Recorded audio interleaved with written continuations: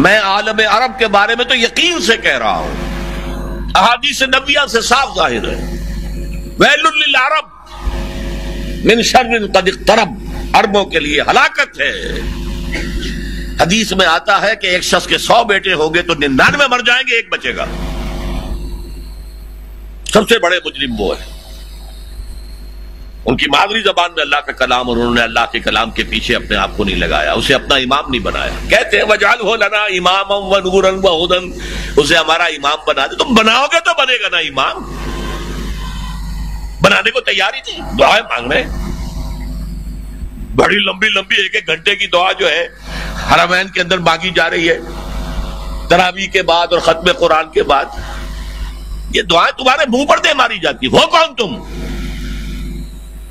لستم علی شیء حتی تقیموا التوراۃ والانجیل وما انزل الیکم من ربکم، اے نبی کہہ دیجیے اہل کتاب سے تمہاری کوئی حیثیت ہماری نگاہ میں نہیں ہے جب تک کہ تورات اور انجیل کو قائم نہیں کرتے۔ یہی بات اپنے بارے میں سمجھیے، یا علی القرآن لستم علی شیء حتی تقیموا القرآن، جب تک قرآن کے نظام کو قائم نہیں کرتے تمہارا منہ نہیں ہے کہ ہم سے دعا کرو، دفع ہو جاؤ۔ تم پڑھو قنوت نازلہ، کوئی اثر نہیں ہوگا۔ ڈھاکہ فال ہو گیا، روتے رہے، چیخ چیخ کر پکارتے رہے، حرمین میں پکارتے رہے، سنا اللہ نے۔ ابھی مرا ہے وہ جگجیت سنگھ اروڑا، جس کے سامنے یؤتی الجزیۃ عن ید وہم صاغرون، آپ کے جرنیل ٹائیگر نے اپنا جو ہے ریوالور پیش کیا تھا۔ جگجیت سنگھ اروڑا یہی کا تھا، گجرانوالے کا۔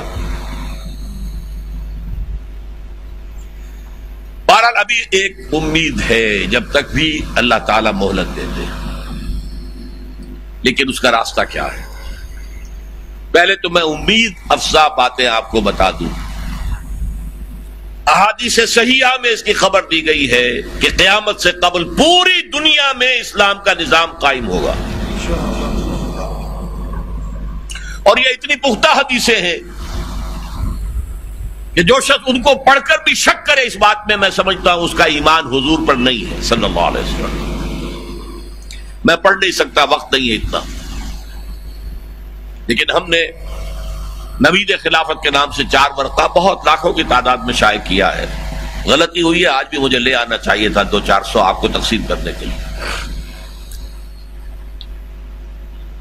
دوسرے اشارے ہیں، یہ پہلی بات تو ایسی ہے 100% کہ جس میں شک نہیں مجھے، جتنا مجھے یقین ہے کہ مجھے موت آئے گی، اور جتنا مجھے یقین ہے کل صبح سورج طلوع ہوگا، اتنا ہی یقین ہے کہ پوری دنیا پر اللہ کے دین کا غلبہ ہوگا۔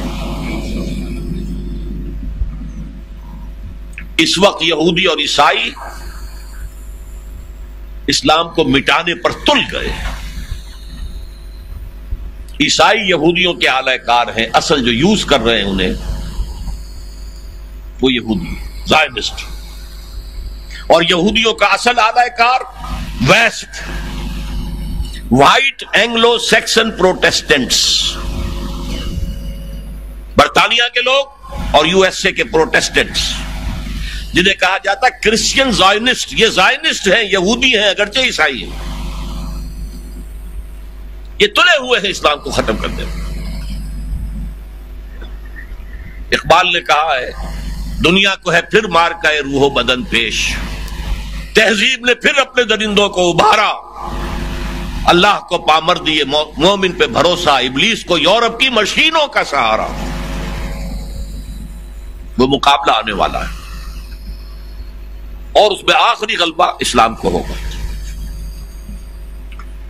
اس کے لیے پہلے کسی عرب سے مشرقی علاقے کے اندر نظام خلافت قائم ہوگا۔ حضور کی یہ حدیث بھی ہے کہ مجھے ہندوستان کی طرف سے ٹھنڈی ہوا آ رہی ہے۔ اقبال نے کہا میرے عرب کو آئی ٹھنڈی ہوا جہاں سے، میرا وطن وہی ہے، میرا وطن وہی ہے۔ اور حدیث میں آیا ہے یخرج الناس من المشرق یؤطئون للمہدی یعنی سلطان، کسی مشرقی ملک میں اسلام کا نظام قائم ہوگا اور وہاں سے فوجیں آئیں گی جو عرب میں حضرت مہدی کی حکومت قائم کریں گے۔ حضرت مہدی کا ظہور تو وہی ہوگا عرب میں۔ لیکن عرب کھوکھلے ہو چکے، عیاشیوں کی وجہ سے ختم ہو چکے، ان میں دم نہیں ہے۔ فوجیں جائیں گی کسی مشرقی، اب مشرق میں کون ہے؟ ایران ہے، وہ خلافت کا قائل ہی نہیں، وہ تو امامت کے قائل ہیں۔ پھر افغانستان ہے، پھر پاکستان ہے۔ یہ ہے وہ خطے کہ جہاں سے انشاءاللہ خلافت کا نظام دوبارہ ابھرے گا اور یہیں سے پھر پھیلے گا۔ یہ چاہتے ہیں کہ اللہ کے نور کو اپنے منہ کی پھونکوں سے بجھا دیں۔ بش تلا ہوا ہے، اسرائیل تلا ہوا ہے، یورپ تلا ہوا ہے۔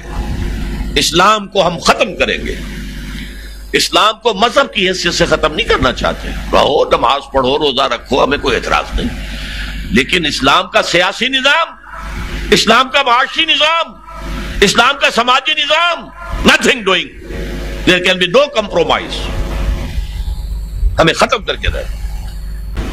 الیکشن کے ذریعے سے نہیں ہوگی، حضور الیکشن کے ذریعے سے حکومت نہیں بنا سکتے تھے، بلکہ آیت اللہ خمینی الیکشن کے ذریعے سے قیامت تک ایران کے اندر وہ حکومت نہیں بنا سکتا تھا۔ وہ انقلاب ہوتا ہے، جانے دینی پڑتی ہے، اس کے بغیر نہیں۔